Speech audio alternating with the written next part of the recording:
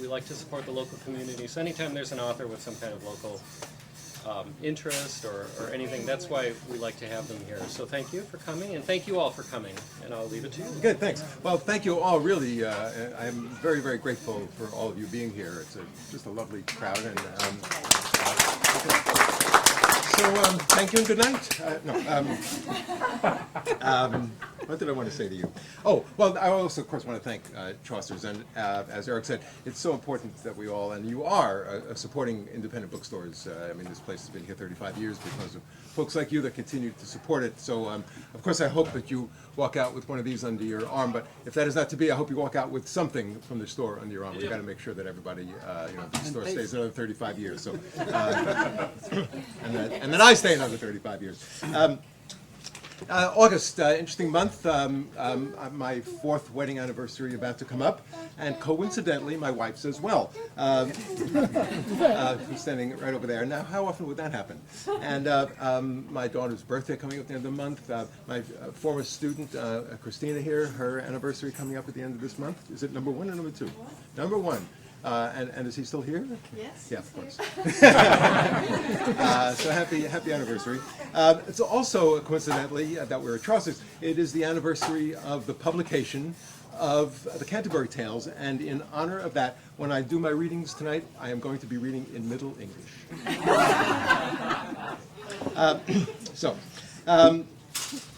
Circuitous route for me, just getting here. I've been teaching at UCLA for about 25 years, and have wonderful students. One of them right here. And but I was not always a novelist and screenwriting professor. I started being a playwright in New York, and wrote a bunch of off Broadway plays that culminated in a play that I intended.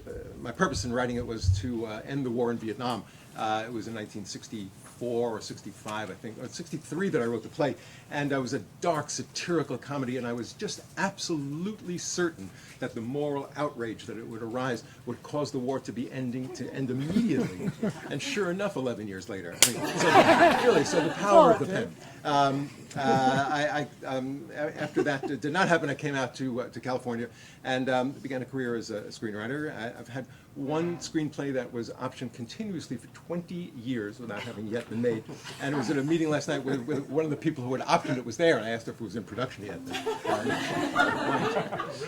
But I had, and I supported myself him with all the deeds that I kind of wish that I would have done.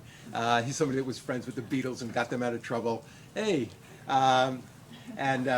he was famous for growing these victory gardens of marijuana in police stations, and one in the Rose Garden while Nixon was president. And he was famous for his pot in every chicken dinner, and growing some strains of marijuana. But in the book, when the story begins, he is now 50 years old. Older than, and all the people that he was friends with in that period of time are now either stockbrokers or dead, and I'm not sure which is worse in his mind. The 60s are over, and the 60s were his. I mean, it was a period that he really thought would stay forever, that the values of the 60s would stay forever. And it appalls him when he looks around at his world right now and sees what has happened, that privilege and entitlement have taken over, and it just drives him crazy. He still wants it to be back that way.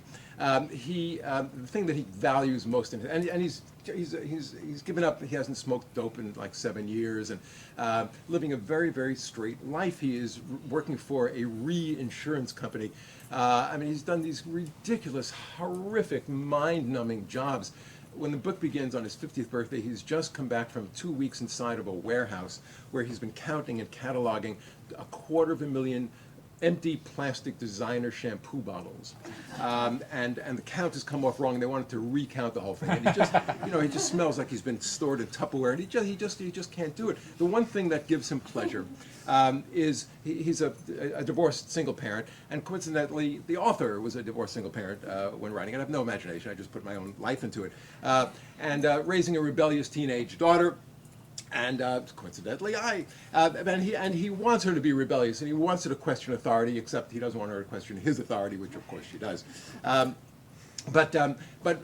has the this bud, and he's got one that he's found in one of these cafes in Amsterdam that he thinks might be the one. He placed both buds out on the coffee table and studied them one last time. Stein had not gotten high for 6 years, 3 months, and a few days, give or take. Men hate to break streaks.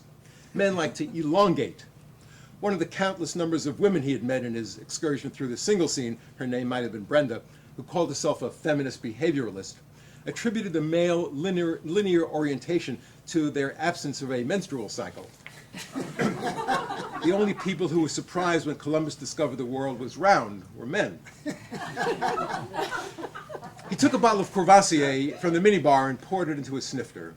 He covered the glass with a piece of aluminum foil from the stem of a complimentary rose and pulled it taut across the rim of the glass. He tapped delicately on the foil with the needle from the sewing kit, making a cluster of tiny holes against the rim of the snifter. Directly opposite, he cut a small mouth hole. He snipped a small sliver of Goodpasture's orchid.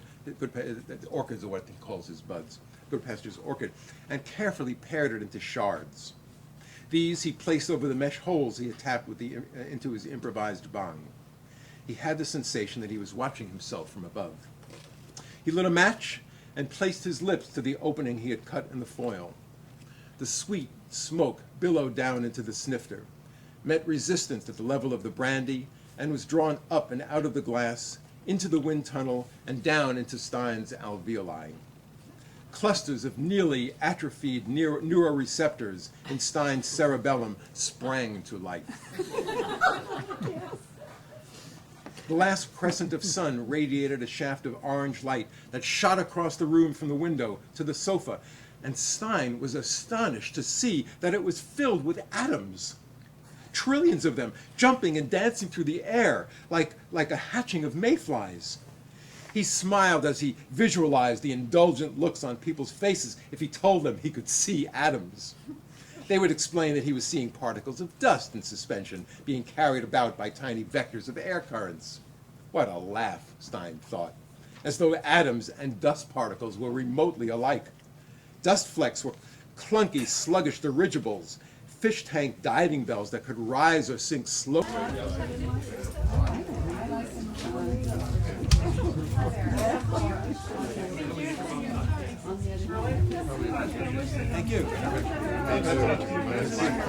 Thank you. Thank you, appreciate that.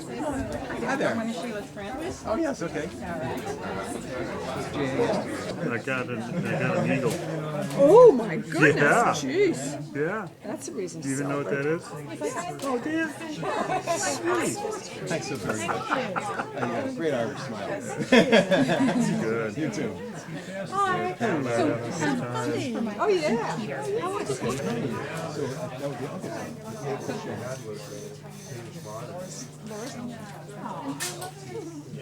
Real nice. Yeah, they're hard to yeah, right. We'll take it. They're good. And we bought some chairs that are D&H as well. Thanks for bringing it back here. It's great. It's very good. You know, for setting it up and everything. Thank you very much. You're right, Edward.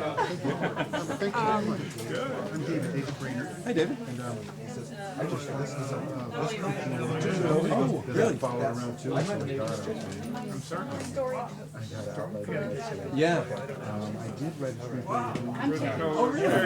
Gotta have a story. thank you. Yours is next one. I think I left that same with thanks this on. Agreed. I was really excited to be a photograph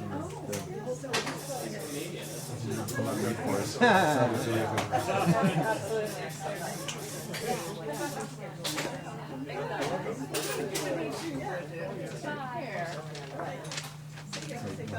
Thank you very much. Appreciate it. How you doing? I'm fine. My name's Robin. Okay. Actually, I'm in the process right now, rewriting the script. Oh, I got a computer program on my computer. Program. This is what you need. Oh, no, it's just that. I'm just kidding. So I'm having lots of fun rewriting. Yeah, well, That's why I got a camera. I'm going to learn how to make them. yeah, exactly. I wish I could go to UCLA and take some of their classes, but I'm not sure it's